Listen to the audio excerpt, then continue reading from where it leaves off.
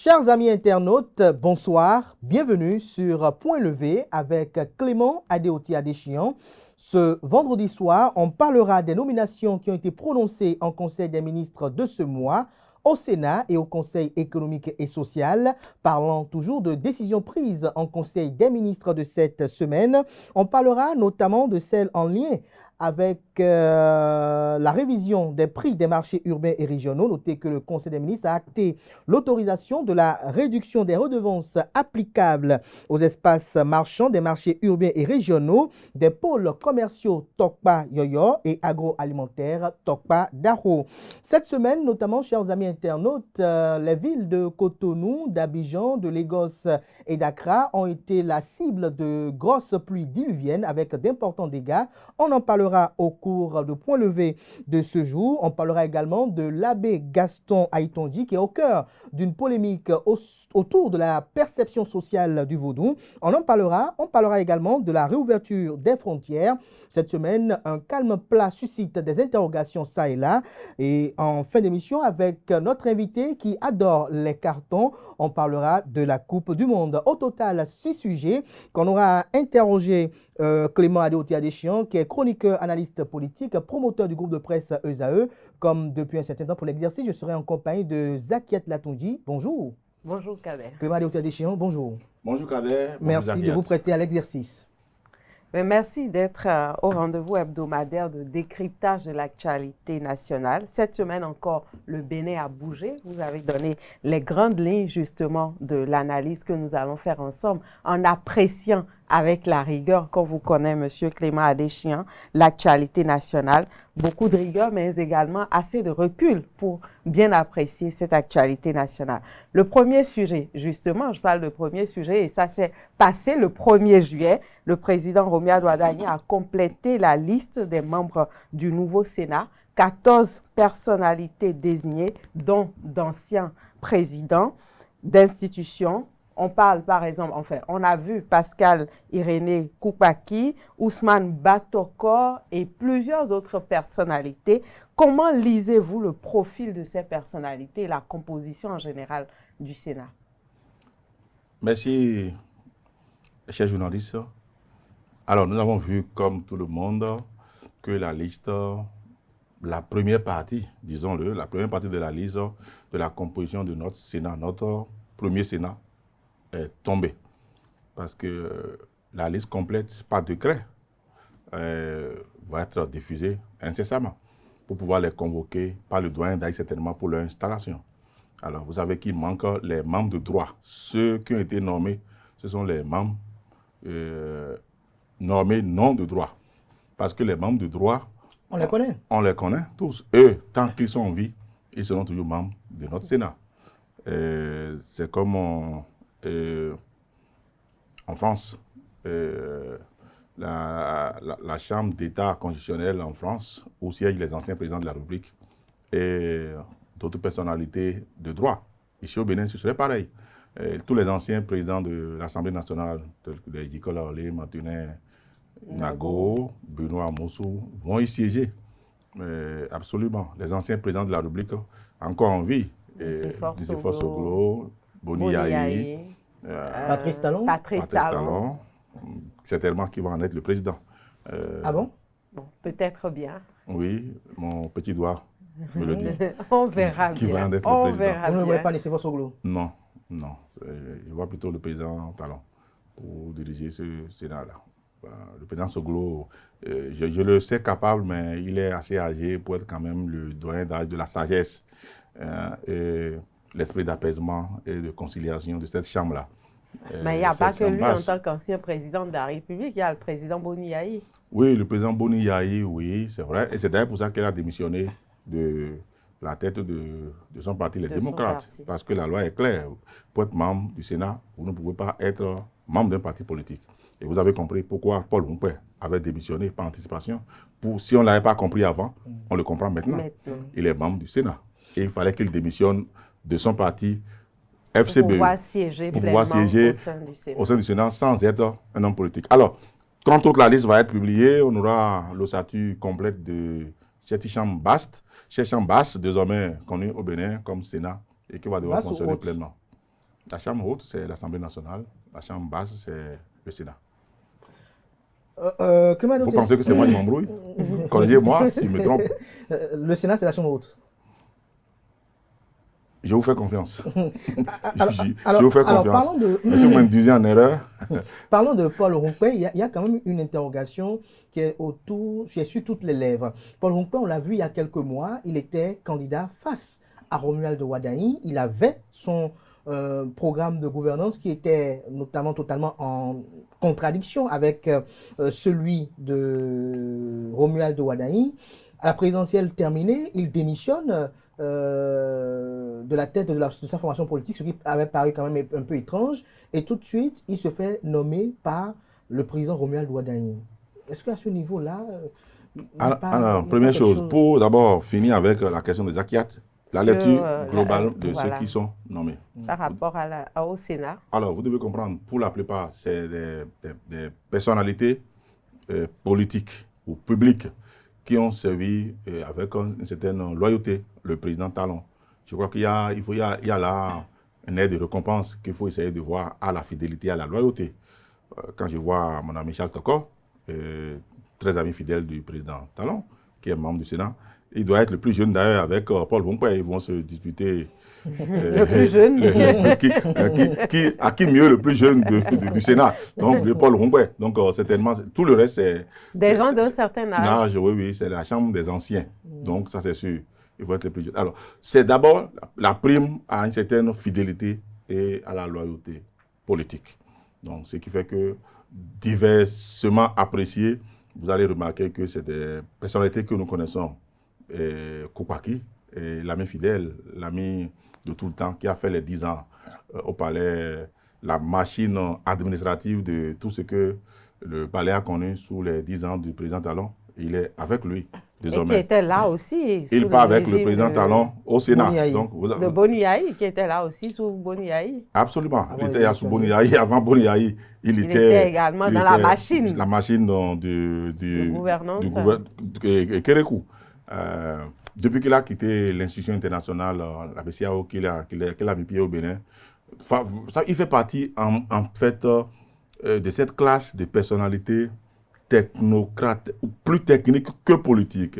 Et quand il se met à la tâche, la machine ne s'embraye pas.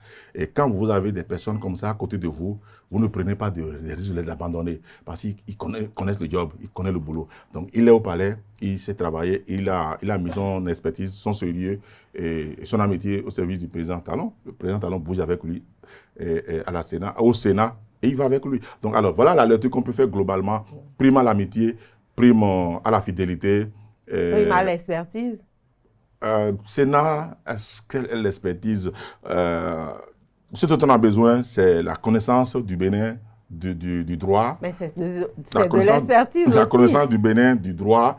Et la plupart, on fait l'Assemblée nationale, ou on fait l'administration, ou on fait des hautes juridictions. Je prends Batoko, par exemple.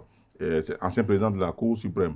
Alors, puisque la loi quitte l'Assemblée nationale une fois que c'est voté, et descend au niveau du Sénat pour avoir la dernière accréditation avant d'être mis en vigueur. Donc, si c'est bloqué au niveau de la Sénat, au niveau du Sénat, on a la Sénat avec la Sénat. La commission électorale nationale. Quand ça descend au niveau du Sénat, c'est la dernière accréditation. Donc, la première chambre qui travaille, qui bosse sur les lois, ça ne changera pas. C'est l'Assemblée nationale. Pour revenir au sujet et à la question que vous avez posée tantôt, concernant Paul Ronquet, d'abord il a démissionné de son parti politique. Ça, il a signifié par là qu'il n'est plus membre de la FTBE, de la Force Corée pour un Bénin émergent. Il n'en est plus membre. Il est devenu citoyen normal. Et puis deuxièmement, prime quand même à la reconnaissance et à la sauvegarde de notre démocratie. Il a accepté de jouer le jeu en allant aux élections. Jouer quel jeu? Ah oui, mais il aurait pu estimer un instant que de toutes les manières, c'est perdu d'avance, que lui, il n'allait pas gagner. Mais il croyait qu'il pouvait gagner et il a fait le jeu de la démocratie jusqu'au bout. Quelqu'un qui a quand même donné une certaine crédibilité, une certaine image à notre démocratie. Vous l'avez entendu. Et d'ici, les gens pensent que je suis président et que je ne veux pas exercer là, il dit voilà.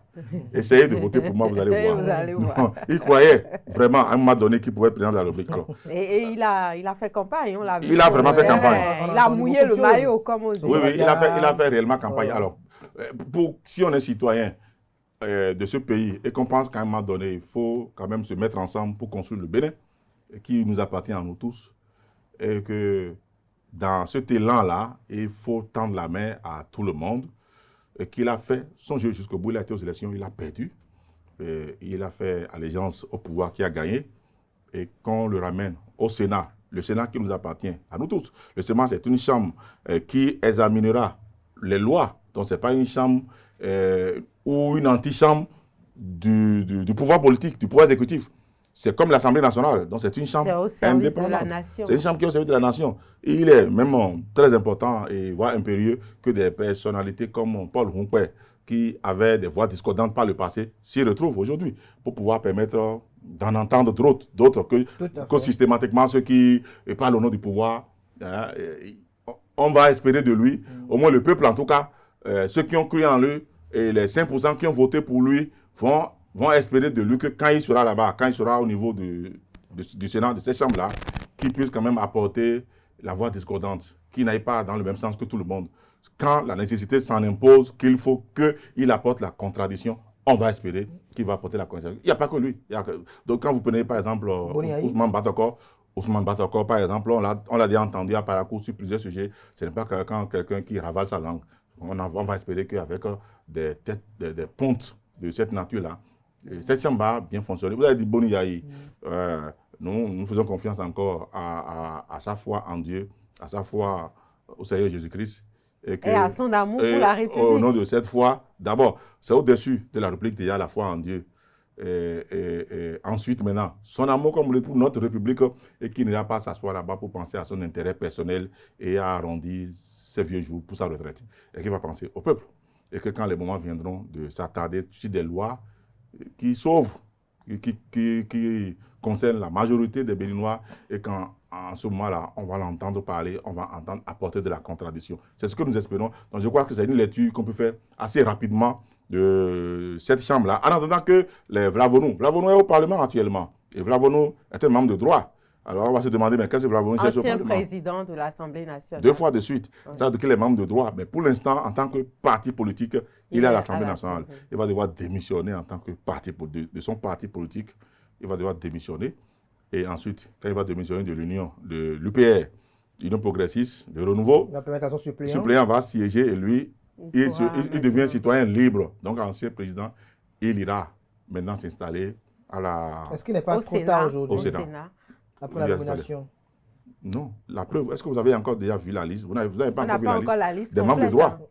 Les membres de droit, on n'a pas encore sorti les listes. Mais on les connaît, les membres de droit. Dont lui, dont Vlavonou. Oui. Si on les connaît, qu'on connaît Vlavonou, donc c'est que Vlavonou va siéger à la Chambre du Sénat. Absolument. J'ai une interrogation, Clément Adéchian. Lorsqu'on regarde un peu les nominations qui ont été prononcées au Sénat et au niveau du Conseil économique et social, on sent du Patrice Talon. Est-ce que dans ces nominations-là, on a voulu contenter des partenaires politiques, on a voulu caser des gens? Pourquoi vous pouvez sentir du Patrice Talon? Pourquoi vous pensez un instant? Moi, si je dois décortiquer personnalité par personnalité, je suis capable de vous en sortir 10 qui ne sont pas de Patrice Talon. Non. Vous vous trompez, vous vous êtes trompé largement sur cette analyse-là. Il y a d'abord que des Béninois ont été nommés. Oui. Il y a que des Béninois qui ont travaillé dans l'ancien système, qui continuent pas à soutenir l'actuel système. Il y a d'abord que l'imbrication entre l'ancien système et ce système-là est difficile à délimiter. Déjà ça. Il y a qu'on le sait de toutes les manières que entre Alakassa et Alakassavi, c'est une continuité. Une histoire d'amour. Bon, pour faire référence à Patrice Talon et à Romia Douadaï. C'est une histoire de continuité. Alors, à quel moment voulez-vous maintenant savoir que X qui est nommé appartient à Patrice Talon et Y qui est nommé appartient à Romia Douadaï?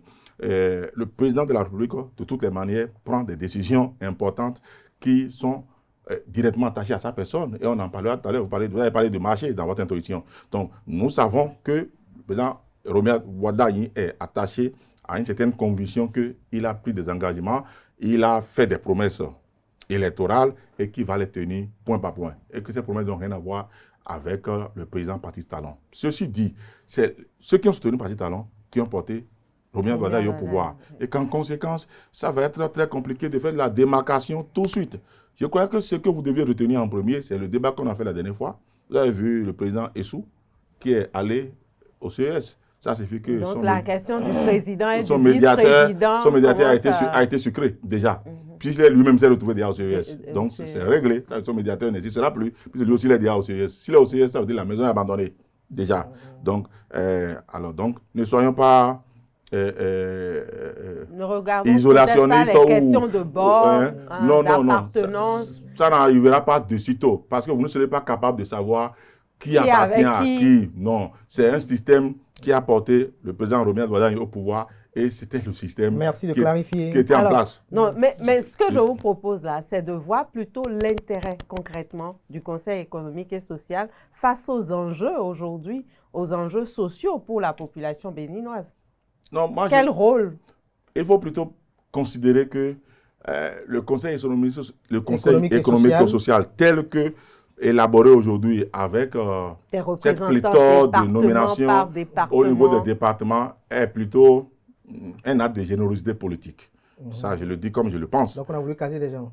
C'est parce qu'il y a suffisamment de nominations de part et d'autre, en dehors des chambres particulières de métiers, chambres artisanales, chambres de commerce d'instituts du Bénin qui ont des membres de droit. Il y a quand même que le Parlement, le nombre de personnes qui sont nommées par département, c'est énorme. Parce que c'est vrai qu'on a réduit au niveau national le nombre de personnes qui siégeaient au niveau du Conseil économique et social. On les a regroupées maintenant au niveau des départements.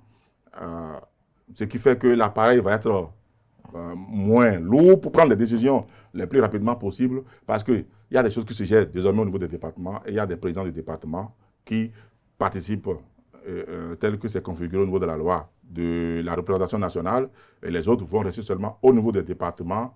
Je crois qu'il faut reconnaître et comprendre que les partis politiques, qu'on le veuille ou non, ont droit de citer, ils ont leur mot à dire pour la gestion de la gouvernance et participative. Donc, du coup, ils font des propositions, ils font des nominations. Oui, mais quand on a fini de caser politiquement les gens, après, il faut penser à l'intérêt national, à l'intérêt de la population qui nous a portés au pouvoir. C'est ça que ça, c'est le Conseil économique et social. Et vous connaissez la vocation du Conseil économique et social depuis toujours. Elle est constitutionnelle, sa vocation. Elle donne son avis sur toute question d'intérêt économique, d'intérêt financier et économique, avant que cela ne soit introduit au niveau du Parlement, au niveau de l'Assemblée nationale. Donc, leur avis, même si ce n'est pas un avis motivé, ce n'est pas un avis qu'il faut prendre en compte coûte que coûte, même si c'est un avis conforme, un avis quand même d'experts. Alors, lorsque vous ne connaissez pas un domaine et que les experts du domaine se réunissent et donnent un avis, je crois que ça permet à ceux qui portent le projet, parce que vous avez beau être juriste, mais quand la question concerne l'économie, concerne les finances, et qu'on suppose qu'il y a une chambre qui se réunit pour réfléchir, pour valider les questions d'économie et de finances, et que vous envoyez les textes de loi obligatoirement à ce niveau-là, avant de pouvoir l'envoyer à l'Assemblée nationale, ils donnent les avis là-dessus, et que vous devez en tenir compte nécessairement. Et c'est pour ça que ces chambres existent. Si ces chambres disparaissent, ça signifie que toutes les questions vont se retrouver à bride pour point devant l'Assemblée nationale. Et là-bas, ça va s'entremêler, s'enchevêtrer, sans avis de techniciens, en réalité. C'est pour faciliter la gestion de la chose publique. Le CES est éminemment important depuis que nous avons commencé notre renouveau démocratique. Ce Conseil économique et social a toujours existé. Il y a eu des débats, il y a eu des animations, il y a eu des mauvaises comme bonnes langues qui ont dit mais à quoi ça sert? Est-ce que ce n'est pas budgétivore? Il faut supprimer ce conseil-là. Non seulement c'est maintenu, c'est si important, et que dans le protocole, le Conseil économique et social vient avant plusieurs institutions de la République. Ça vient bien avant. Ça vient par exemple avant la HAC, par exemple, dans le protocole de l'État. Donc c'est une institution dans tous les pays du monde qui joue un rôle important. L'essentiel, c'est de savoir quels sont les hommes et les femmes qui on envoie là-bas pour siéger. Est-ce qu'ils s'y connaissent réellement? Est-ce qu'ils y vont parce qu'ils ils ont un intérêt pour notre République, ils ont un intérêt à réfléchir, à faire des propositions pour le pays où ils y sont pour être casés, pour arrondir les fins du mois. Alors, on a parlé Sénat avec la désignation d'un certain nombre de personnalités. On a parlé également de Conseil économique et social et tout ça, ça s'est fait en Conseil des ministres. Quand on sait aujourd'hui, par exemple, que le Conseil des ministres, c'est une fois par mois, on n'a pas abordé ça depuis. Comment vous appréciez ça aujourd'hui? Bon, ça fait une perte de temps. Une perte de temps en moins, en réalité. Moi, j'aime ça. Ah, donc vous appréciez positivement? Oui, positivement. Moi, j'aime bien ça. Une perte de temps en moins, et ça fait faire moins de rêves chaque nuit à espérer que le mercredi prochain, je pourrai être nommé. Donc, vous devez maintenant économiser vos rêves en espérant. Donc, c'est un changement de style en passant de talon à Wadaï. Et de rêverie. À moins. Donc, vous devez attendre en sachant que ce n'est pas moi maintenant qu'il y a le Conseil des ministres. Vous n'allez pas espérer que le week-end prochain, on vous nomme. Donc, prochain mercredi. Si vous n'êtes pas passé ce mois, vous devez espérer que ça arrive l'autre mois. Donc, moi, je trouve que quand même, économisons le temps. Laissons les acteurs aller sur le terrain, aller travailler. Laissez-les concevoir les documents. Parce que entre un mercredi et un mercredi, les décisions qui sont prises n'ont pas eu le temps d'être évaluées, d'être déployées d'abord, et ensuite évaluer conséquemment au fin de rapporter les résultats et de les réanalyser à nouveau. Alors, quand vous avez un mois maintenant pour le faire, je crois que c'est édifiant. Alors, parlant de nomination au Conseil économique et social, lorsqu'on parcourt la liste des 150 personnes environ nommées, il y a 3 noms qui retiennent. Abdoulaye Biotchane, Guy Dossou Tokpe et Patrick Djivo. Non, moi, je ne trouve qu'un seul nom. Le premier, Biotchane, qui en sera le président, ça c'est sûr, les autres, rien du tout. Donc, je ne sais pas pourquoi je parle d'ex-démocrate. C'est un FCBE tout à l'heure au Sénat. Pourquoi quand on nomme des démocrates, en plus des départementaux, ne sont même pas nationaux. Donc, il n'y a pas de débat. Non, ça n'attire pas mon attention. Pas du tout. Alors, vous me parlez de Biotchane, nomination nationale, ça veut dire que vous me parlez quand même d'une figure de proue qu'on envoie dans cette chambre, c'est pour en prendre la présidence. Je suis sûr et certain par rapport à ça. Et on ne peut pas l'envoyer pour jouer les seconds rôles, ça c'est sûr. La question va être entre Baguidi, sortant, et Sou qu'on envoie, qui va être le médiateur, qui va être le vice-président. Je crois que la question, je ne suis pas capable de trancher à ce niveau. Bon, on verra même bien si les prochains jours. Je pense à Baguidi, qui a l'avantage, d'abord, au niveau de la maison, d'être le propriétaire des lieux, pour l'instant. Je crois bien, il est propriétaire des lieux pour l'instant. Donc, il a l'avantage compétitif de partir avec quelques mètres dans la course. Encore qu'il a été très actif de toutes les façons, il a quelques mètres dans la course. Je crois que, bon, maintenant, Essou, médiateur, qui a l'expérience de la médiature, qui vient aussi là. Alors, qu'est-ce qu'il vient chercher? C'est pourquoi je dis, je ne suis pas capable, en l'état, de pouvoir vous dire qui va être le vice-président. Maintenant, pour les autres, Djivo et Guy Tokpe, c'est des citoyens normaux, des citoyens comme tout autre, qui méritent quand même, en un moment donné, qu'ils soient récompensés parce qu'ils ont quitté les démocrates pour le pouvoir, comme FCBE a abandonné sa maison, sa carapace, pour devenir homme libre. Donc, si on le case lui, on doit pouvoir caser les autres. Si les Eblibou sont allés à l'Assemblée nationale, les Djivo qui étaient dans la même bac, pourquoi ne pas les caser? Ils n'ont pas eu le gros lot, comme les Eblibou et compagnie. Lui, vous savez qui on appelle Eblibou, non? C'est pas un problème. Bien sûr, donc, il est content de s'appeler même comme ça lui-même, Eblibou. C'est vrai qu'on l'a vu avec des casquettes. Alors, si vous permettez, on va évoluer dans le débat. Je reconnais que c'est des citoyens qui méritaient d'être casés, mais pas plus d'en étaler des commentaires dithyrambiques. Très bien. Sur les Et comme personnes. ce n'est pas nécessaire d'étaler trop de commentaires, on va avancer On oublie tranquillement vite fait. dans la suite des échanges et aborder la question de la révision des prix des marchés aujourd'hui. Les redevances baissent de 15 à 30% dans les marchés urbains et régionaux, ainsi qu'à Tokpa Yoyo et Tokpa Daro. Quel est le vrai objectif politique de cette décision? Alors, première chose, le président Wadaï, quand il faisait campagne, il a annoncé partout où il est passé, vous l'avez vu, et il a fait ce qu'on appelle en football le boss-to-boss. C'est-à-dire il est allé au contact direct et il s'asseyait même devant plusieurs acteurs devant des étalages, discutait avec des femmes, écoutait. Ben, si par exemple on devrait modifier quelque chose, par Qu'est-ce exemple, que vous pensez qu'est-ce que qu'on doit vous aurez, faire? ça coûte cher les prix qu'on payait, ça coûte cher le prix de telle denrée, ça coûte cher telle chose. Donc il a noté tout ça, il dit d'accord, quand je prendrai le pouvoir, je vais agir sur cela.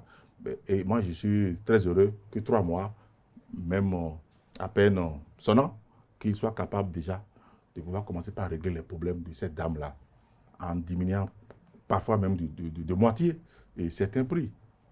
Pour les femmes, vous les avez vus avec Féfé en train de danser, même avec les enfants au dos, dans les marchés, pour remercier le président Wada. Ça, c'est quelque chose. C'est sa promesse de campagne. Vous ne pouvez pas me dire, par exemple, que c'est parce qu'il est à la Rassavi qu'il a fait ça. Non, mais il a fait ça. C'est une promesse de campagne tenue aujourd'hui. Du président Wada. Ça, c'est une promesse de Wada et non à la Rassavi. Wada, Romiad, le bien nommé, institut personnel, a fait des promesses à ces femmes-là, parce que tout se joue dans les marchés. On a dit, on a conçu des infrastructures, on a conçu de jolis marchés pour eux. Et il faut bien qu'ils y aillent pour aller vendre. À quoi ça sert de rester à la maison? Parce qu'ils savent qu'ils vont s'endetter. Maintenant, avec cette réduction drastique des prix des places, mais là, les femmes-là sont très contentes parce que là, désormais, ils savent qu'elles pourront faire des bénéfices. Et les bénéfices, vous savez, tout bénéfice qu'une femme engrange dans un marché agit toujours dans le ménage. Parce que quand elle finit le marché, toujours, ce qu'elle n'a pas, elle achète chez la voisine. Elle prend tomates, piments, oignons, riz, et tout le reste, et elle vient préparer, et l'homme lui rentre.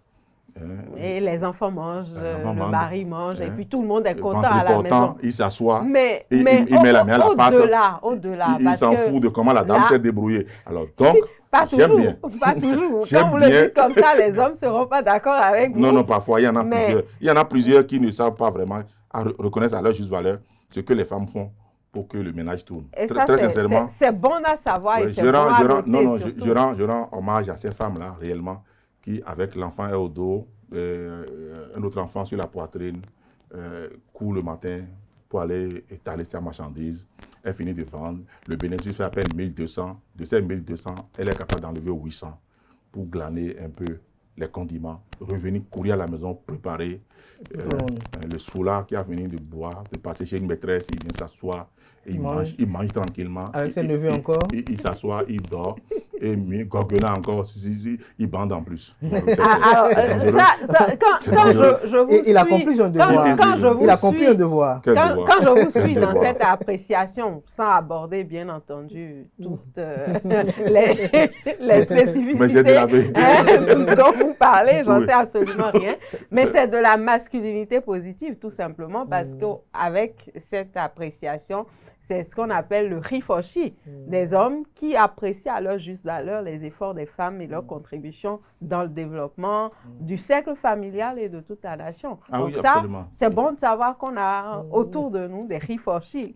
Et tous ceux qui militent pour ça n'exclut pas l'autre majorité des hommes qui déposent quand même leur popote avant de sortir. Oui, le moment opportun, on saluera également leur effort. Non, saluez tout en même temps. Ah oui.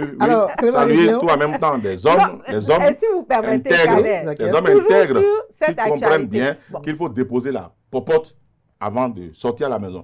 Qu'il faut d'abord régler les problèmes les plus importants de sa famille avant d'aller traiter la maîtresse. Parce que c'est très important. Vous ne laissez pas la maison, vous ne laissez pas les enfants. Vous tenez tellement aux maîtresses. Parce que les hommes ont trouvé des maîtresses. C'est ça le problème. Mais le plus dangereux, c'est d'abandonner la famille, le cercle familial, le socle même qui vous porte spirituellement parlant, qui vous soutienne, qui vous accompagne, qui prie pour vous, et d'aller faire du prédatage à l'extérieur. Et ça qui est dangereux, en fait. Donc, il faut savoir maintenir l'équilibre. On va dire ça comme ça. On ne peut pas maintenir. Ça ne peut pas même être équilibré. La famille d'abord.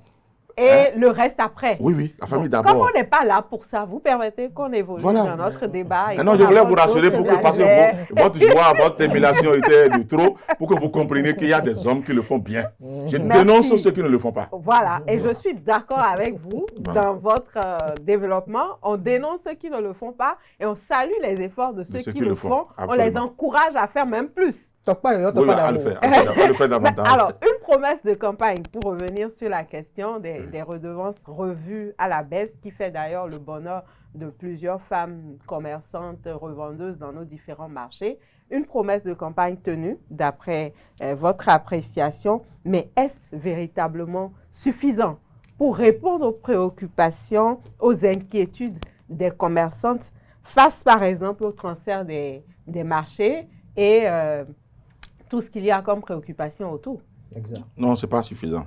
Les efforts se déploient peu à peu et au fur et à mesure qu'on avance. Alors, première étape, déjà, il faut commencer par comprendre que les femmes ont besoin de s'installer confortablement pour vendre leurs marchandises. Alors, pour ce faire, il faut empêcher de les étourdir avec des dépenses qu'elles ne pourraient pas supporter. Donc déjà, réduire de moitié presque les charges mensuelles à payer pour les places qu'on leur a attribuées, c'est déjà à saluer. Ensuite, le président Wada, il sait très bien que ces femmes-là ont besoin de ressources pour aller s'approvisionner, ont besoin de l'argent, des prêts qui existaient déjà au temps déjà du président Yahi Boni, amélioré avec le président Talon, et qui va être encore davantage exacerbé avec ce régime-là pour permettre aux femmes d'avoir des crédits, pas des histoires de 30 000 pour vous tenir en laisse comme un chien de Pavlov qui doit aboyer chaque fois pour avoir mangé. Il faut vraiment que ce soit des prêts conséquents. Vous lui donnez des prêts à quelqu'un pour faire du business, ne lui remettez pas 30 000. Il va investir totalement les 30 000 dans son ménage. Ils vont finir ça en un mois pour manger la pâte. Et après, il reviendra encore vous tendre la main. Il va avoir 2 semaines même. Enfin, je ne sais pas comment vous mangez la pâte. Sinon, en réalité, donc, vous voulez aider une femme qui a son activité, vous évaluez l'activité que la femme mène. Les femmes ne mènent pas les mêmes activités au marché. Il y en a qui vendent des tissus, il y en a qui vendent des colliers, qui vendent des bijoux, et il y en a qui vendent de la tomate, du riz. Donc, chacun ou chacune d'elles, en fonction de son activité, a un besoin qu'il faut évaluer de façon comptable. Et lorsque c'est évalué, c'est sur la base de cette évaluation, et vous envoyez des experts qui travaillent avec eux. Ce n'est plus ce qu'on faisait avant, où on dit alliez-vous et on vous donne l'argent. C'est plus organisé, plus structuré. Évalué. Et une fois que c'est fait, on dit bon, pour son activité, pour le développement de son activité, cette dame-là a besoin par exemple de 2 millions. Et quand on lui passe les 2 millions, on met en place une structure organisationnelle qui lui permet d'engranger des ressources, d'enregistrer de la comptabilité, de se faire suivre afin que le paiement, le remboursement s'en suive. Afin qu'à la fin de l'échéance, on puisse lui passer de 2 millions à 5 millions parce qu'elle a été bonne payeuse. Alors, c'est ce qu'il faut faire et c'est ce qui a été dit pendant la campagne. Et je crois qu'il faut, pour mettre en place des structures de ce genre, il faut travailler là-dessus. Je crois que les femmes savent que ces moments viendront où il y aura plus à donner 30 000, 50 000. Bon, maintenant, si tu vends à Kassa, par exemple, au marché de Takon, chez moi, tu sais qu'on ne te donnera pas 500 000. Donc, comme vous l'avez dit, ça va être étudié et apprécié en fonction de l'activité. Si tu vends de la Kassa, tu sais de quoi tu as besoin pour aller acheter du maïs, l'écraser et emballer ton Kassa et venir au bord de la voie. C'est en fonction de ça. On te donnera les recettes qu'il faut pour ça. Et c'est en fonction justement de ce dont vous avez besoin qu'on vous donne de l'argent. Mais une inquiétude, hein. Oui. Quand on sait que pour l'État, c'est énormément de charges, entretenir l'infrastructure, maintenir l'infrastructure, payer les frais d'électricité, etc., etc. Et une redevance revue à près de 15 à 30%, est-ce que c'est soutenable pour l'État? Le gouvernement a prévu la parade. Vous avez suivi dans le communiqué du Conseil des ministres qu'il y aura une subvention. Oui. Subvention de l'État. L'État a tous les moyens de trouver les subventions. Vous savez, il y a tous les riches qui ont plus d'argent, qui payent les impôts, pour permettre de financer le bas-vente. Non, le ventre, pas le bas-ventre. Le ventre des pauvres. Pour ne pas dire le bas-ventre et le ventre des pauvres. Oui. Forcément. Parce qu'on dit toujours que le lit du pauvre est malheureusement plus fécond. Donc, plus il manque de moyens, plus il manque de télévision à la maison, plus il manque de distraction, plus le lit occupe tout le reste. Donc, il y a les riches qui payent les impôts pour financer le panier du pauvre. Donc, ça ne changera pas. Donc, ça reste gérable. Oui, c'est gérable, c'est gérable. Il y aura les subventions pour s'occuper de ça. Et je crois bien, enfin, payer quand même, au lieu de 18 000, payer 12 000 pour les redevances des places. Quand c'est bien organisé, ce n'est pas cher payé, ce n'est pas moins cher payé non plus, hein, pour avoir de l'argent, pour entretenir tout ça. Avec un peu de subvention, je crois que ça peut aller. L'essentiel, c'est d'encourager déjà ce qui est fait et de se mettre à la place de ces femmes-là et de comprendre leur jubilation aujourd'hui. Clément Adéchian, à vous entendre, c'est une vérité d'ailleurs que le gouvernement fait beaucoup. On parle de délocalisation du marché international d'Antokpa, ce qui a généré Tokpa Yoyo et Tokpa Daro. Mais il y en a qui, malgré tous les efforts du gouvernement, continuent de scander que Dantokpa a une âme. Pour le journaliste que vous êtes, qui a exercé pendant plusieurs décennies, qu'est-ce que vous avez à leur répondre? Première chose, vous allez comprendre la complexité du sujet. Dantokpa n'est pas encore délocalisé. On a beau installer Calavi, Dantokpa n'est pas délocalisé. Oubliez la question d'âme. Je crois que c'est des théories qu'on est capable de dépasser. On parle du serpent. Oubliez ces choses-là, ça n'a pas de sens. Un marché reste un marché. Tout ce que les bonnes dames enterrent en Dantokpa, ils sont capables de les réenterrer à Calavi, aussitôt qu'on les s'installera là-bas. Mais ça ne sera plus Dantokpa. Ne vous gérez même pas. Il n'y a plus On donnera le Tokpa. On donnera un autre nom à ça. Tokpa. Vous savez, nous sommes d'abord traditionnalistes avant d'être chrétiens. Un fétiche qui est installé, je peux décider que ce studio tout de suite va devenir un temple de Sakwata. D'accord. Je commence par y... Pourquoi le choix de Sakwata? Je donne un exemple. Comme ça peut être, comme c'est dents. Oui, Dents. oui. Le fétiche dents. Oui. D'accord. Quand vous parliez de dents.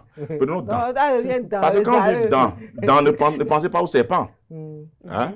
Ne pensez pas quand on dit dents, au serpent. Donc, un peu comme on analyse un peu loufoque de ceux qui pensaient quand on dit le serpent dans le jardin d'Éden, ils pensaient que c'est un serpent hein, qui rampait, et comme Nadia, comme Boa, comme Python. Non, le serpent c'est une allégorie. Donc dents, vaudou dents, c'est pas le serpent qui rampe, c'est le fétiche dents. D'accord. Je décide de faire du plateau.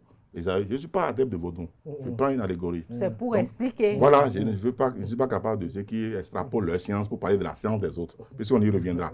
Je ne suis pas, je ne suis pas vaudou, je ne suis pas vaudouisant. Mais je dis, pour ce que je connais, quand je vais chez moi, au village, je décide d'installer dents ici. Je connais les ingrédients, on m'a donné, j'installe dents. Où je fais appel à des initiés. Lorsque c'est fait, et que c'est fait, dents n'est pas là, dans c'est un esprit. Maintenant, les spécialistes invoquent l'esprit dedans qui s'installe désormais. En ce moment, je dis que le fétiche dent est là. Et donc, ça si devient le après fétiche vous avez dent. envie de délocaliser, Si je dois délocaliser, j'appelle les avec tout le spécialistes rituel. qui déplacent le rituel qu'il faut qu'ils déplacent l'esprit dedans. Dent ne veut pas dire non, non, ici je suis à l'aise. Il a mal, mais non. J'ai l'eau à côté. Les modes de terre, J'ai l'eau à côté. les modes de terre qui entourent tout ça, les modes de terre sont fabriqués par la main des hommes. Maintenant, l'esprit est insufflé pour que le fétiche y soit. Je déplace mon fétiche, que j'amène ailleurs, dans une autre maison. Votre ami d'audio ne sera pas d'accord avec vous lorsque vous parlez de fétiche, il va vous dire de parler de divinité. Je vous dis, je ne suis pas spécialiste, c'est lui le spécialiste. Donc, quand il sera sur le plateau, quand il sera sur le plateau, qu'il utilise les mots qui lui sont appropriés. Quand je viens dans mon domaine aussi, je parlerai de ce qu'il ne connaît pas. Donc, c'est comme ça. Donc il est quand même bien séant de le savoir, parce que beaucoup se trompent là-dessus. Que ce n'est pas l'espace et le temps qui consacrent un fétiche, ou une divinité, pour le dire ainsi, hein? Ou une déité, si vous voulez, pour rester dans leur langage, dans leur connotation. Voilà. Ce n'est pas l'espace et le temps. C'est une question de représentation, de symbolisme aussi. Le symbolisme maintenant, insufflé par l'esprit qui incarne cette divinité-là, c'est en ce moment qu'on peut se prosterner devant la divinité. Parce qu'on sait que l'esprit y est. Et parfois même, lorsque vous venez devant la divinité, j'y ai déjà vu plusieurs fois, il faut le rappeler pour dire qu'on est là. Il faut l'invoquer. Si la divinité, c'est un arbre, par exemple, quand vous venez, l'arbre existe en soi, seul. Ça peut être une clochette, mais vous tapez l'arbre, vous faites ce qu'il faut faire, et la divinité vous répond maintenant, je suis là. La divinité revient. Donc, il n'est pas dit que la divinité est là, ad vitam aeternam. Donc, il faut comprendre. Si on a envie de déplacer, si tant que ce qu'il disait vrai, qu'il y a une divinité dans, qui est à Tokpa, et qu'on a envie de déplacer la divinité dans pour l'amener à Calavi, mais on leur fera le même rituel. C'est la proximité avec les dames qui sont à Cotonou. C'est plutôt ça que je comprends que les dames la défendent. Ils n'ont jamais développé une théorie de divinité. Mais il y a la route du continent nord-est de Cotonou qui va être faite. Mais ce n'est pas encore fait. Ce n'est pas encore fait, c'est ce qui explique les difficultés. Ce n'est pas encore fait. Vous comprenez bien, puis on y arrivera sur les inondations. Donc, ce n'est pas encore fait. Alors, si ce n'est pas fait, que Tokpa est déplacé à Calavi, là-bas au fond, et que les dames vivent un peu à Sicile, à Rindé, à Egyedo. Et doivent faire maintenant ce trajet pour aller là-bas. Quotidien. Alors que Tokpa, c'était ici, on y rentre à 200 francs deuxième. Ça donc devient Porto-Novo rapidement vient. Parce que les femmes de Porto-Novo, c'est ça. C'est le business. Quand vous allez à Tokpa et marché de tissus, de paille et de bijoux, c'est les Porto-Noviens. Ils sont nombreux là. Oui. Hein? Pièces détachées, on sait que c'est les Adia. Si ça existe encore, le marché de pièces détachées. Donc c'était ça avant. Donc quand vous rentrez dans les marchés de pièces détachées, ça parlait Adia tout le temps. Donc il y a des spécialités, il y a des localités, ainsi de suite. Alors, lorsque vous devez vous déplacer plus longtemps pour aller quelque part où les voies ne sont pas accessibles, vous serez en retard. Pour y aller, en retard pour rentrer. Donc ça va générer des dommages de part et d'autre, dommages sur le business, dommages dans le ménage. Donc, quoi que c'est cette réflexion qui se poursuit, c'est pourquoi Tokpa est encore là, en réalité.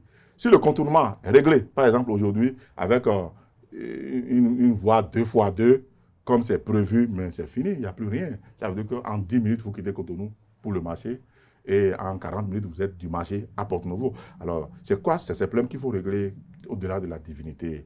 Je ne me mêle pas des questions que je ne connais pas. Je ne suis pas un prétentieux, donc je ne comprends pas ou je ne maîtrise pas les soins des dents. Concrètement, on comprend que pour arriver à délocaliser dans Tokpa, ce qui est possible d'ailleurs, il faudra faire un certain nombre de travaux en termes d'infrastructure. Oui, les spécialistes autour de la question de la divinité dans. Ça, c'est un aspect. Ce n'est pas le plus important en fait. Oui, mais la question aucun république ne réfléchit de faciliter le transport le plus important, des personnes et des biens. C'est la mobilité.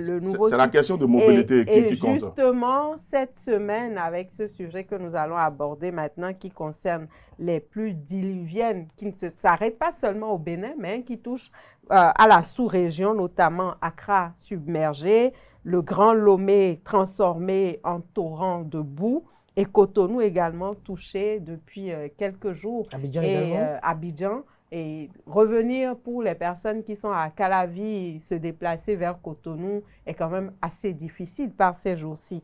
S'agit-il d'un phénomène isolé ou d'une tendance climatique désormais structurelle sur le golfe de Guinée, à votre avis? Alors, nous le connaissons au Bénin, mai, juin, juillet. La saison pluvieuse. Jusqu'au 15 juillet, c'est la saison pluvieuse. On l'a toujours vécu au Bénin. Alors, et Cotonou fait partie des villes les mieux tracées de la sous-région. En réalité, ce qui fait que même avec les inondations les plus dévastatrices que nous avons connues, il était très difficile quand même de voir des voitures ou des maisons emportées, en réalité. Parce que des efforts quand même ont été faits d'assainissement dans ce sens. Quand vous prenez une ville comme Accra, si vous êtes allé à Accra, vous voyez comment Accra est construit. Accra est en hauteur avec une dénivellation assez dangereuse, de sorte que quand il y a inondation, réellement, c'est facile que ça engloutisse et maisons dans la falaise, maisons qui sont installées dans la falaise et voitures qui circulent. On a toujours vu ça, on a vécu ça. Et on en a vu à Abidjan depuis des années, mais jamais au Bénin. Jamais. Nous devons être heureux et fiers de dire que notre pays est bien tracé. Le seul danger que nous partageons avec ces pays que vous avez cités, c'est que nous partageons la côte. Notre côte ouest, que nous partageons ensemble. Et si la côte se fâchait un jour et déversait ses flots de torrents, alors ça peut être dangereux. On ne sera pas à l'abri. On ne sera pas épargné. Oui. Donc ce n'est pas encore le cas pour l'instant. C'est la pluie. C'est la pluie qui coïncide avec les crues au niveau de nos fleuves et lagunes. C'est peut-être ça qui a expliqué les débordements. Vous allez remarquer que cette fois-ci, Cotonou est épargné. Oui. Nous circulons librement à Cotonou. Mais c'est l'étrangeté de Calavi qui est souvent épargnée. C'est ça qui surprend plus d'un. De sorte que pour partir de Cotonou, pour Calavi maintenant, la voie est bloquée au niveau de l'échangeur parce que le pont de Wedo est totalement submergé, confondu avec la lagune. Donc si vous ne savez pas faire, vous allez plonger directement dans la lagune. Il y a même que au niveau, pour faciliter une bonne gestion du transport, du déplacement des populations, il y a comme un nouveau... des itinéraires qui sont tracés. Voilà, de nouvelles itinéraires pour orienter davantage les populations. Pour ceux qui quittent surtout Calavi. Aujourd'hui, maintenant, on les permet de passer par Révier, le pont de Révier, sortir sur Coco-Cordie. Si vous voulez, il y a une belle voie maintenant qui est tracée pour tomber sur la route des pêches et vous prenez Cotonou. Mais ça fait plus long. Oui, vous prenez Cotonou pas derrière. C'est plus long. C'est plus long et vous rentrez, vous allez au boulot et vous rentrez chez vous. que de commettre une erreur et d'aller plonger la tête la première dans une lagune ouverte où vous ne savez pas de quel côté ça se retrouve. Donc, je crois quand même que vous rentrez chez vous en sécurité en prenant une voie plus longue est toujours meilleur. Mais vu que le problème n'est pas seulement limité au Bénin, est-ce que ça appelle à une réaction de la CEDEAO aujourd'hui? Oui, ce qui nous intéresse, nous, au Bénin, immédiatement, c'est quoi? Ça repose le problème qu'effectivement, qu'il faut régler le problème de ce contournement-là.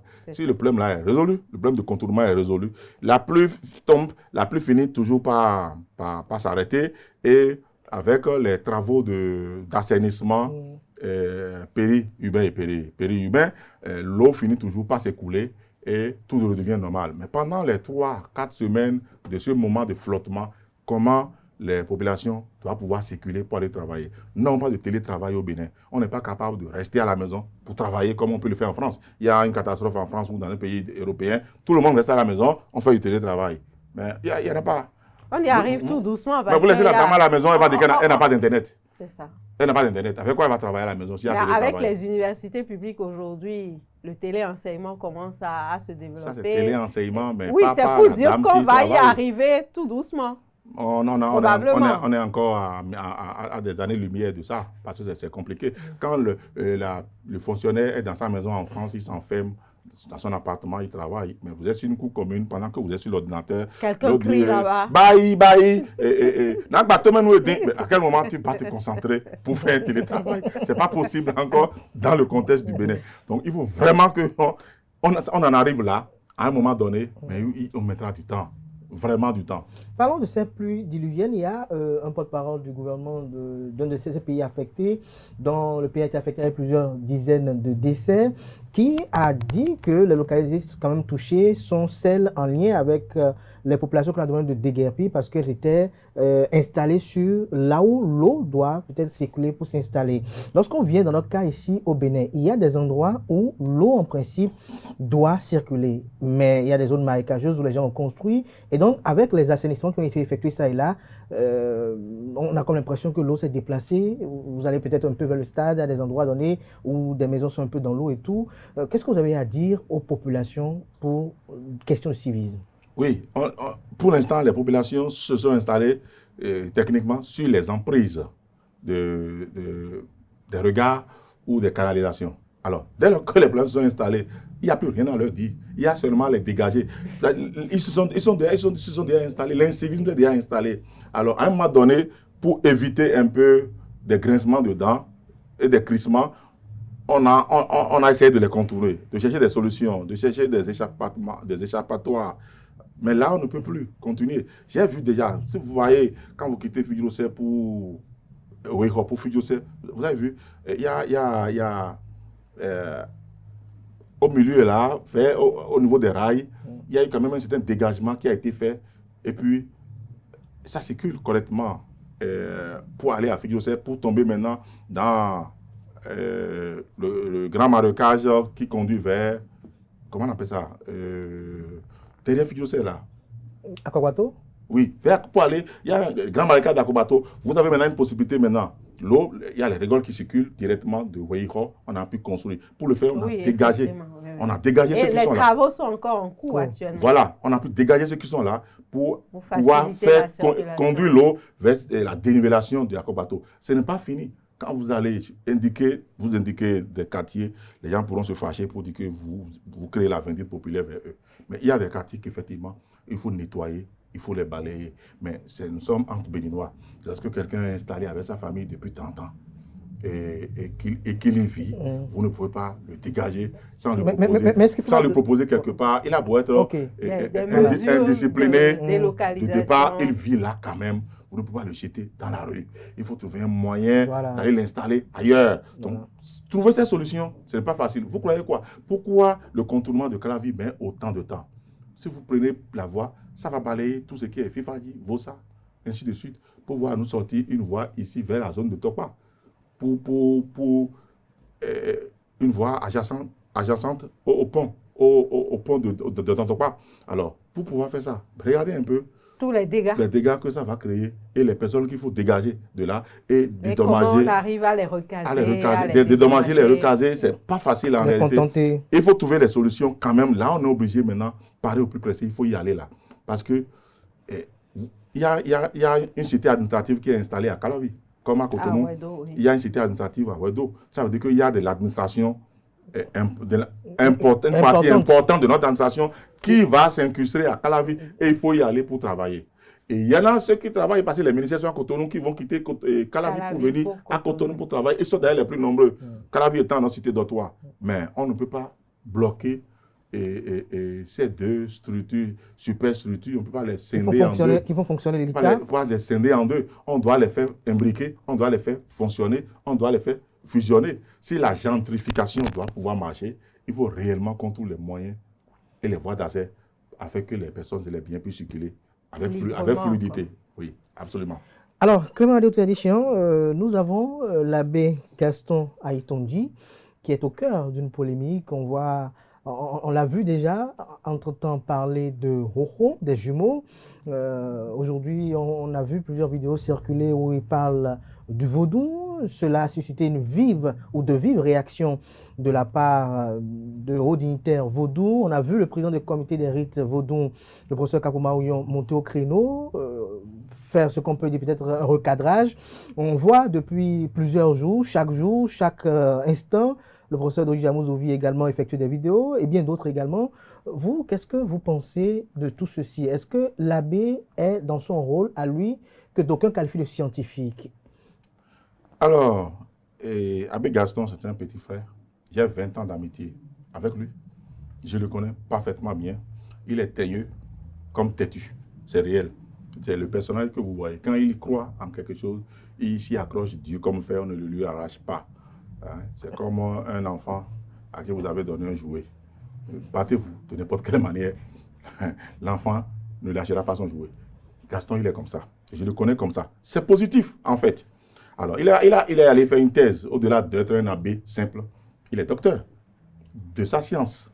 Alors, sa thèse, je crois bien, jumelle un peu la logique chrétienne avec les rites endogènes. C'était le risque, en fait. Le risque de trop qu'il ne fallait pas prendre.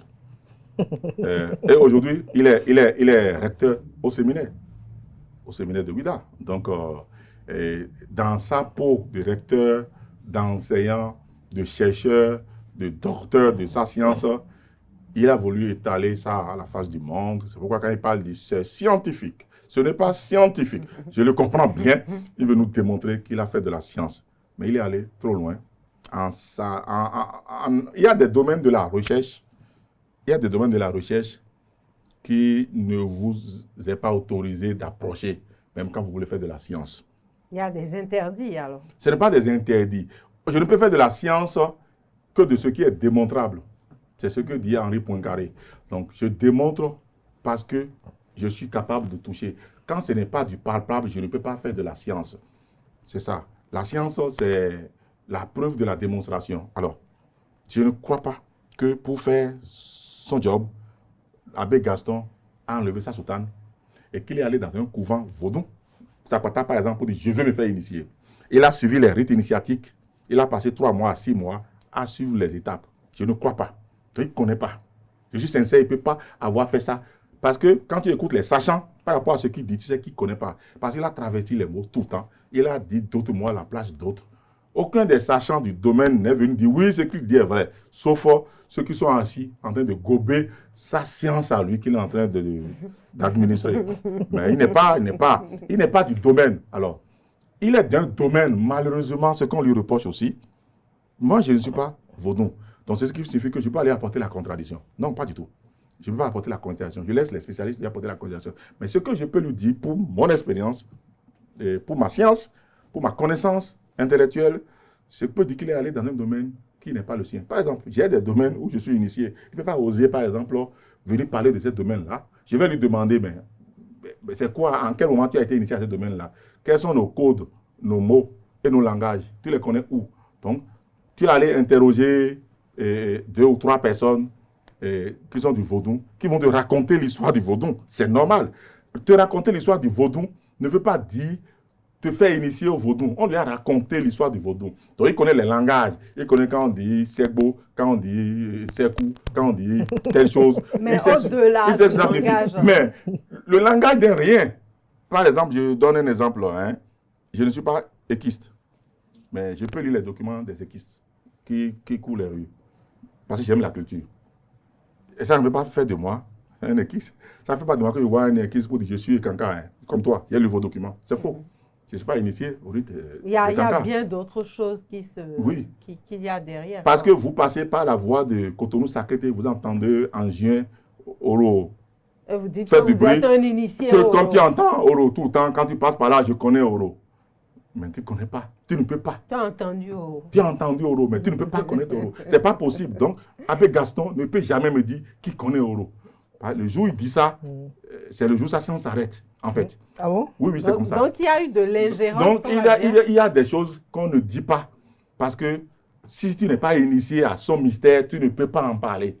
Moi, je ne peux pas m'habiller maintenant, par exemple, comme prêtre, et prendre l'hostie, et consacrer l'hostie, et donner la communion aux gens. Je n'ai pas été initié à ce mystère-là, mais lui, oui. Donc, il s'y connaît. Mais sauf que, au lieu de rester dans sa délimitation eschatologique, il va au-delà de ce qu'on lui a appris, parce qu'il a fait de la thèse, parce qu'il est venu. Quand on fait une thèse, vous allez, vous interrogez les gens, vous écoutez, vous faites une enquête de terrain, vous écoutez.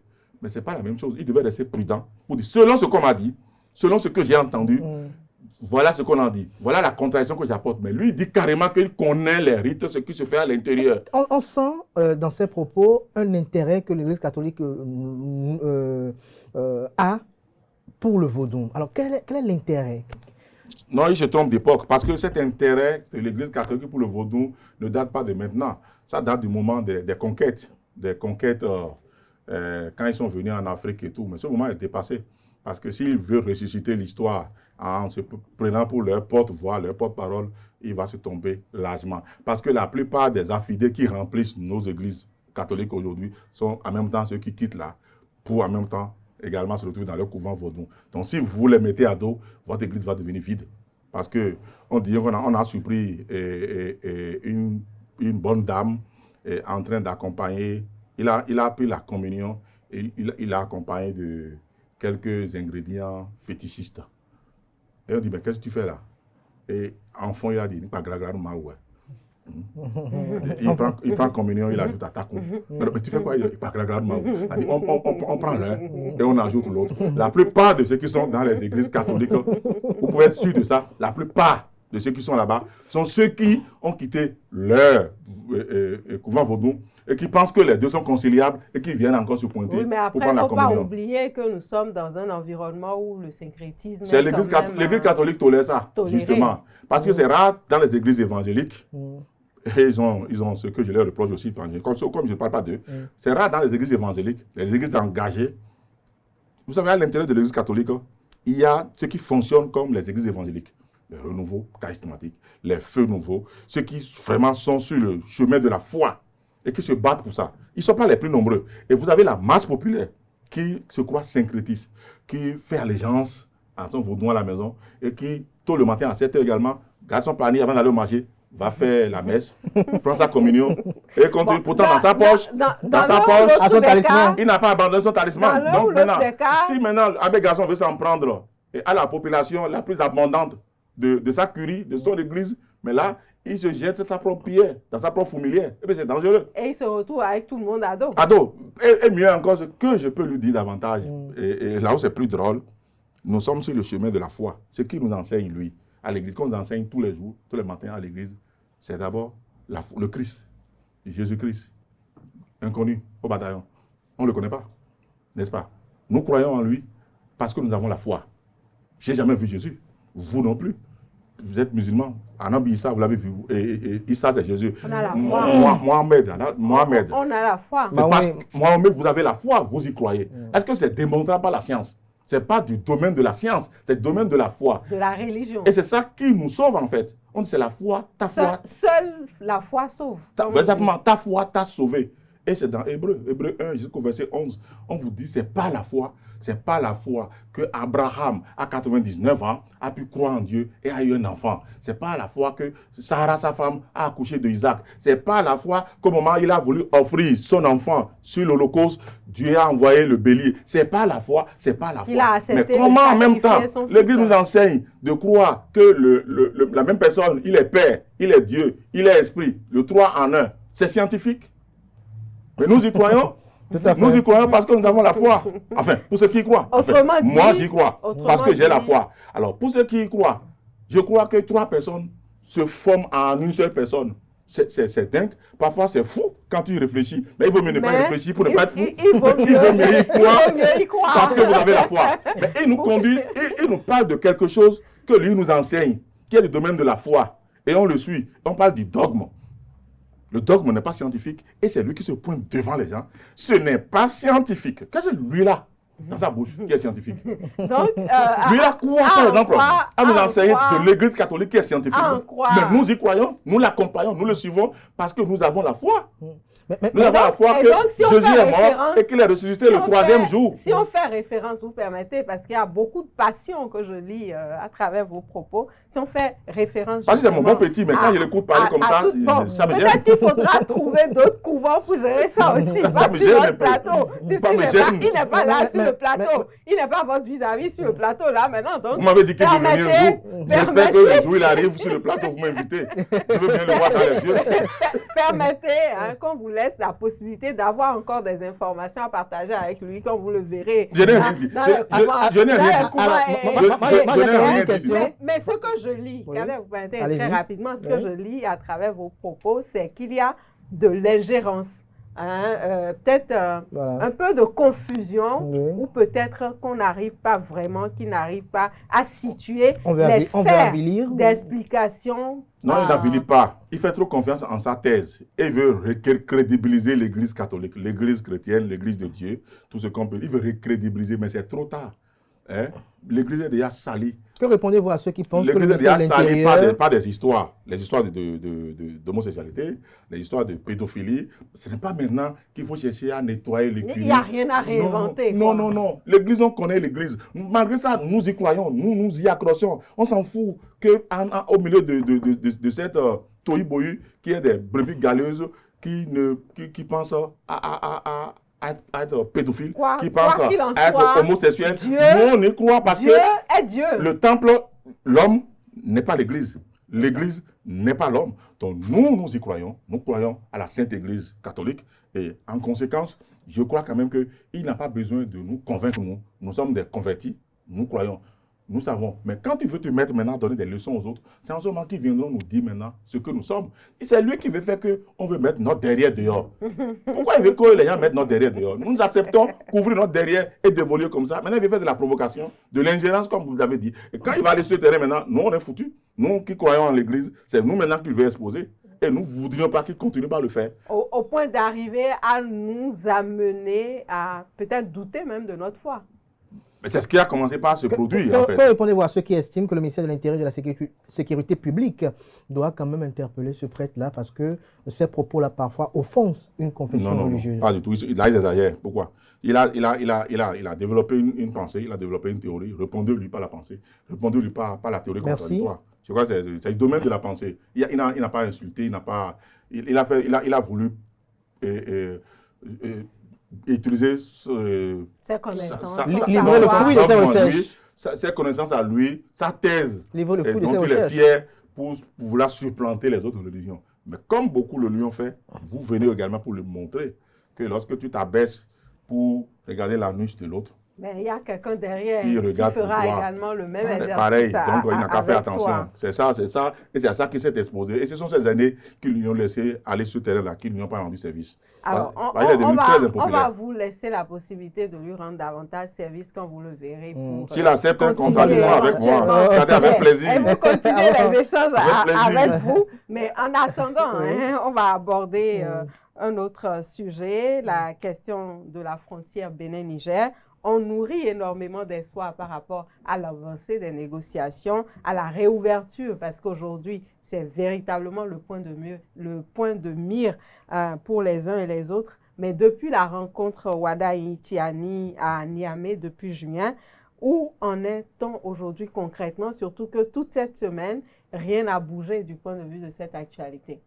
Bon, redonnons jusque sans nouvelle, bonne nouvelle. Vous avez les techniciens pour travailler, pour régler les petits détails. Il y a encore des détails qui se jouent dans l'ombre. S'il y avait encore des bruits de bottes ou des communiqués incendiaires, on aurait des raisons d'avoir peur. On n'a rien appris, on n'a rien entendu. Ça suffit que ça travaille dans les coulisses pour ajouter les derniers détails pour que la frontière soit ouverte. Je crois que tant que c'est tranquille, silence, c'est que tout va bien. Silence, on travaille. Silence, on travaille. Et on va parler de la Coupe du Monde, mais je me ferai peut-être le plaisir de faire une petite digression positive parce que nous avons quand même un ami, Clément Adeoti Adéchian, le président Mathurin de Chacus, qui finit son mandat à la tête de la Fédération béninoise de football. Quand même, avant de parler de la Coupe du Monde, quelques hommages à l'homme qui finit et vos espérances pour les perspectives. Oui, c'est vrai. J'ai fait plus de 6 ans avec le président de Chacus dans la même fédération, avec le président Anjorin.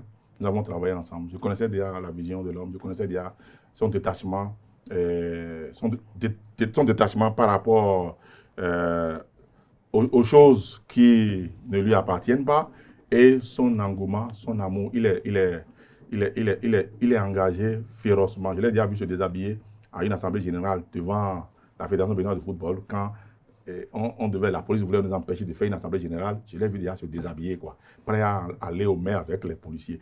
Quand il croit à quelque chose, il s'y met férocement. Et je crois que c'est ce qu'il a fait pendant... tout son mandat. Non, les 2 mandats. Tous ces 2 mandats, c'est ce qu'il a fait. Il a essayé quand même d'amener le football à un niveau qu'on n'avait pas avant. Malheureusement, les seniors ne nous ont pas rendus heureux. Parce qu'on n'avait pas commencé très tôt les formations à la base.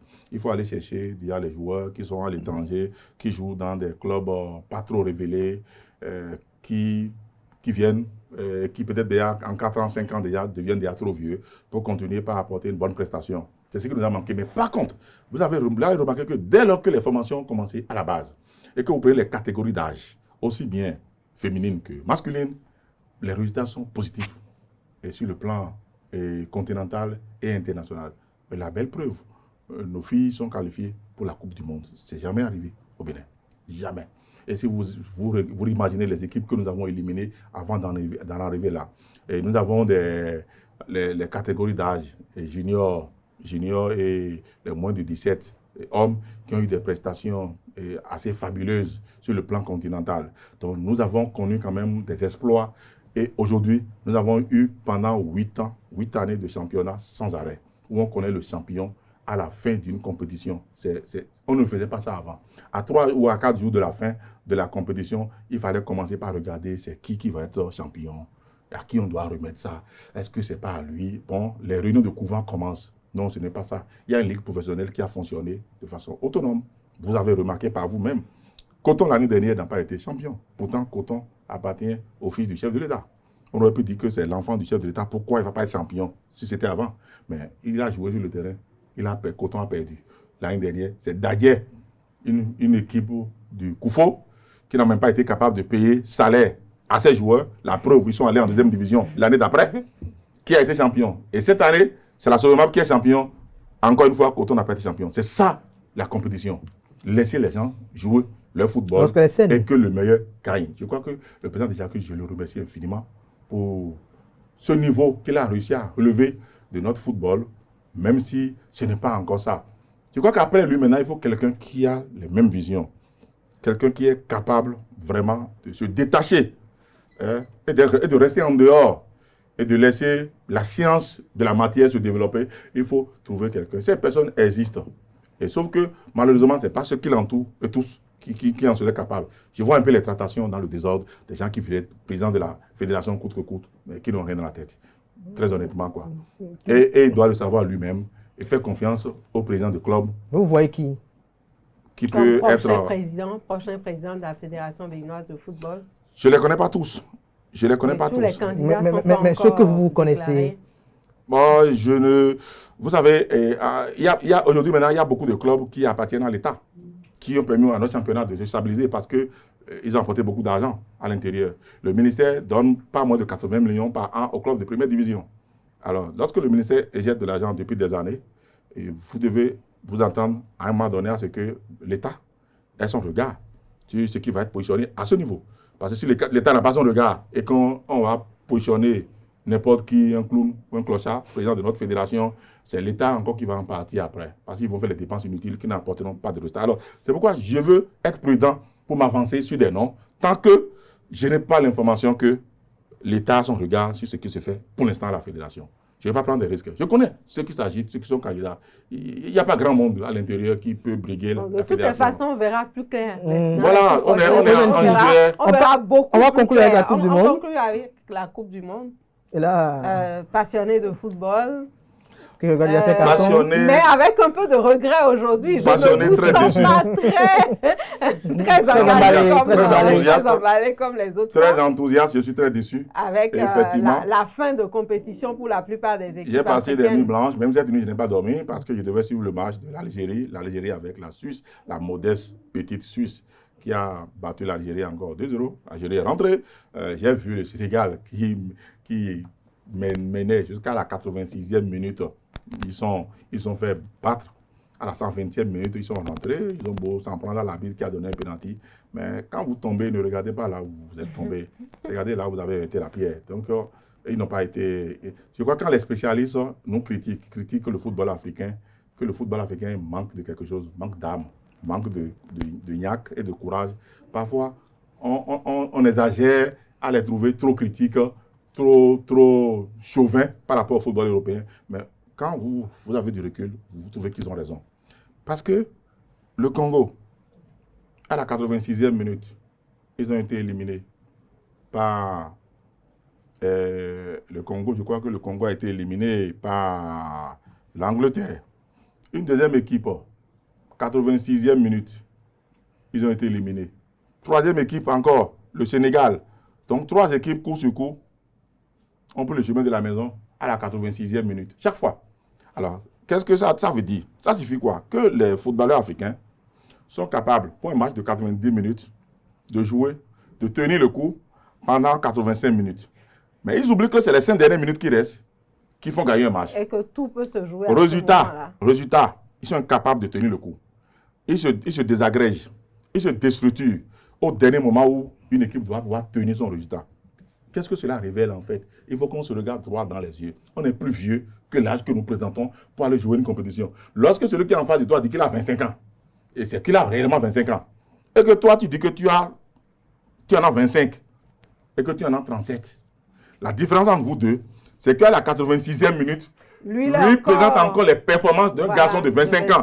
Mais toi, étant donné que tu en as 37, tu es fatigué. Ça se voit, tes pieds commencent par trembler, tu es sclérosé, tu ne peux plus bouger. Quand il court plus vite, toi, tu es tiré par derrière. Ton âge te retient. Résultat, lui peut tenir encore les 5 dernières minutes pour te faire la peau. Et c'est ce qui s'est passé. C'est ce qui s'est passé. C'est ce qui s'est passé. Tu dis que tu as 35 ans. Et tout le monde sait, pour l'amour de Dieu, que tu en as 43. Tu en as 47. Le gars, quand il dit, regardez un peu, Cristiano Ronaldo, il a 41 ans, 125 jours. Son âge est comptabilisé. C'est que réellement, il a 41 ans, 125 jours. Déjà, regardez, à son âge encore, déjà, nous on trouve qu'il exagère en étant sur le terrain. La preuve, je suis désolé que le Portugal ne continue pas à l'aligner comme ils le font, parce qu'il va faire perdre l'équipe à la fin. Parce qu'il est vieux, en réalité. Alors, quand vous regardez l'équipe de la Croatie, et que le mec dit j'arrête parce que j'ai 40 ans, et que vous avez les Sénégalais à l'intérieur, Sadio Mané, qui a presque le même âge, peut-être plus 10, enfin, c'est l'âge déclaré.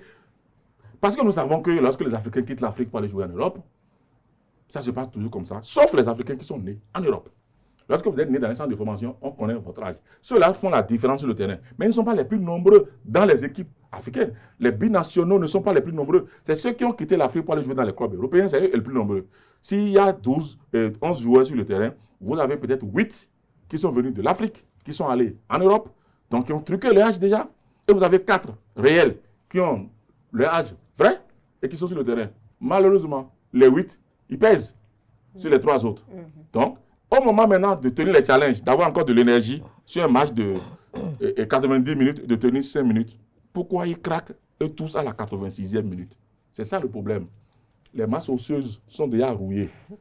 Donc ils ne tiennent plus le coup. les articulations déjà commencent par vous abandonner. Donc, la nécessité de revoir, surtout par rapport aux âges, c'est les Africains, de savoir laisser tomber quand on ne tient plus les triches, vraiment, laisser tomber la manipulation des actes de naissance. Dans le langage footballistique, on va dire quoi? Jouer franc jeu?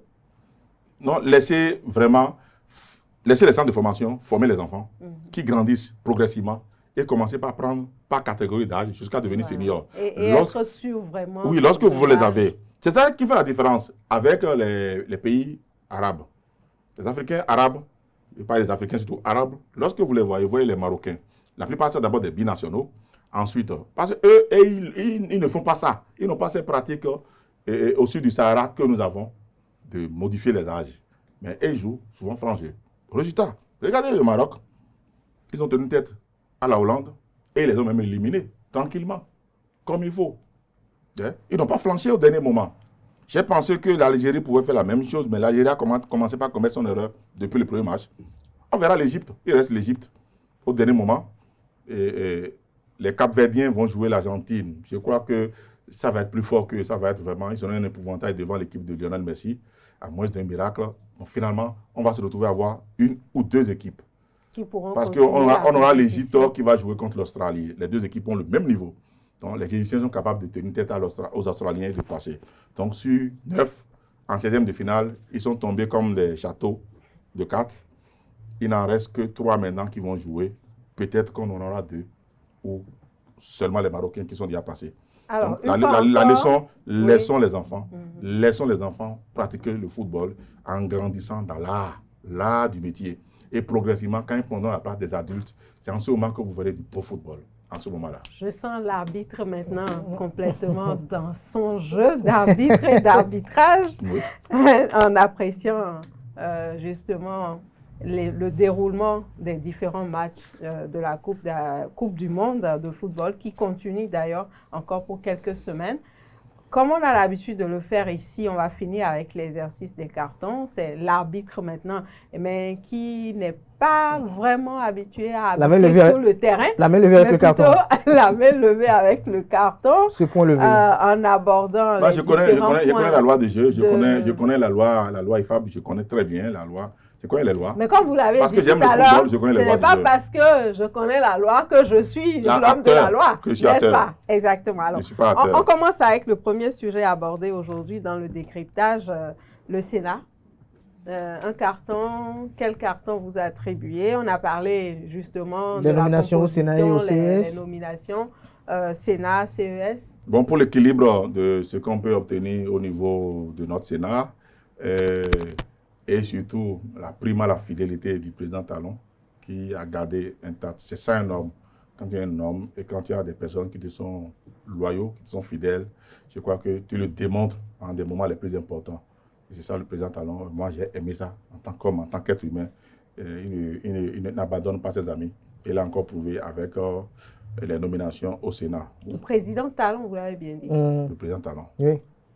D'accord. Donc, le carton vert. Le carton vert pour l'ensemble de ces nominations où j'ai senti que ses propres amis, ses meilleurs amis ont été gardés pour la nomination. Donc, je donne un carton vert. Alors, CES? CES, oui, je donne un carton bleu au CES parce que c'est ce que nous avons pensé qui s'est réalisé. Alors, vous allez baisser un peu le carton pour faciliter d'accord. Le carton. Son appréciation par nos internautes. D'accord, et pour la technique aussi. Le carton bleu. Oui. Alors, le carton bleu, parce que, bien sûr, j'ai remarqué ce qui s'est passé. Les partis politiques ont rempli, comme d'habitude, leur quota de nomination dans tous les départements. Et il y aura une guerre pour le poste de vice-président. Alors là, je vais m'installer confortablement pour voir comment cette guerre va se dérouler. Alors, carton bleu. On a parlé des marchés avec la revue à la baisse des redevances que les femmes doivent payer. Alors, vraiment, là encore pour le président Romia Wardani, carton vert. Ah oui, pour le président Romia Wardani, carton vert. Pour le président Romia Wardani, carton vert pour cette promesse tenue. Et l'encourager à aller davantage de l'avant pour les femmes parce que ce n'est pas suffisant. Une fois qu'ils ont de la place pour s'installer dans les marchés, ils ont besoin de l'argent maintenant. Ils ont besoin des ressources pour s'alimenter davantage. Donc on ne s'arrête pas là. Non, non, non. La lutte continue. Mais carton vert. On a évoqué également la polémique autour de nos rites traditionnels. Oui, absolument. Pour ces rites traditionnels et la position trop tranchée, qui n'est pas du tout scientifique. Je dis encore à l'abbé Gaston, c'est sa position à lui qui n'est pas scientifique. Parce qu'on n'invite pas la scientificité, le domaine du dogme. Son domaine n'est pas scientifique. À lui, déjà, il veut rendre scientifique chez les autres qui ne l'est pas. Alors, quand la non-science affronte la non-science, ça devient une bêtise. Alors, rouge vif pour l'abbé Gaston. La prochaine fois, vous êtes en rouge aussi, hein? Oui, la prochaine fois, qu'il apprenne à se la fermer et il reste à l'intérieur de son église pour prêcher la bonne parole et on va l'écouter gaiement et dignement. Mais quand il sort pour parler de la science, qui reste sur le terrain de la science, pas sur le terrain de la religion, qui est un domaine de non-science. On n'invoque pas la non-science dans un domaine. On n'invoque pas la science dans un domaine de non-science. Alors, rouge pour l'abbé Gaston. Les plus diluviennes qui ne font pas du tout de cadeaux, surtout aux populations de Calavi qui doivent venir sur Cotonou, c'est chaud, on va dire. Alors, pour ça, je donne le carton jaune au maire de Calavi. Bon, il va me dire que ce n'est pas sa faute, qu'il n'a pas prévu ça, mais je dirais que lui, il aurait pu anticiper parce qu'il n'a pas trouvé des solutions. Les populations font 4 heures de temps pour aller au boulot, 4 heures pour rentrer. Ça veut dire les voies de canalisation prévues à l'alentour de Calavi ne sont pas suffisamment laborieuses pour nous permettre de circuler librement. En conséquence, maire de Calavi, carton jaune. Faites en sorte que la solution soit trouvée très rapidement. Sinon, au prochain, je donne le rouge. Les regards sont toujours orientés vers les frontières et on attend la réouverture des frontières entre le Bénin et le Niger. Rien n'a presque bougé cette semaine. Absolument. Bon, comme rien n'a bougé, que je suppose qu'ils travaillent dans l'ombre, alors je reste indifférent. Carton bleu. En les encourageant à mieux travailler pour qu'on ait... Qu'on avance vers un carton vert. Oui, qu'on ait maintenant la fumée blanche. C'est ça. La fumée blanche, désormais. On attend la fumée blanche. Tant attendu. Oui. On finit maintenant avec la Coupe du Monde de football. Oui, la Coupe du Monde de football. Les nouvelles ne sont pas très bonnes pour les équipes malheureusement, à nos entraîneurs africains, je commence par l'entraîneur du Sénégal qui nous a le plus déçus, parce que tu mènes la Belgique 2-0 à la 86e minute. Tu ne te fais pas éliminer. Personne n'a supporté ça, personne n'a digéré ça. Et vous êtes champion d'Afrique en titre. Ça signifie que l'espoir de l'Afrique comptait beaucoup sur le Sénégal. Et vous avez une équipe belge, sans âme, désarticulée, avec beaucoup de vieillards à l'intérieur. Ils sont vieux. Regardez Lukaku qui a mis le but. Il a plus de 40 ans. Mais l'équipe a fini par prendre le contrôle. Mais ils ont pris le contrôle. Non, l'équipe n'a pas pris le contrôle. L'équipe a occupé l'espace que les Sénégalais ont abandonné. Malheureusement, ils n'ont plus aucun contrôle en réalité. Mais ils ont gagné le match. C'est pour ça qu'ils ont le rouge. Je donne rouge aux Sénégalais. Parce qu'ils ont offert la victoire, en fait. Les autres n'ont pas gagné. Les Sénégalais ont offert la victoire à une équipe belge qui n'en demandait pas tant, en réalité. Ils étaient une équipe qui est menée jusqu'à la 86e minute 2-0. Ça, c'est une équipe qui est sûre d'avoir perdu le match.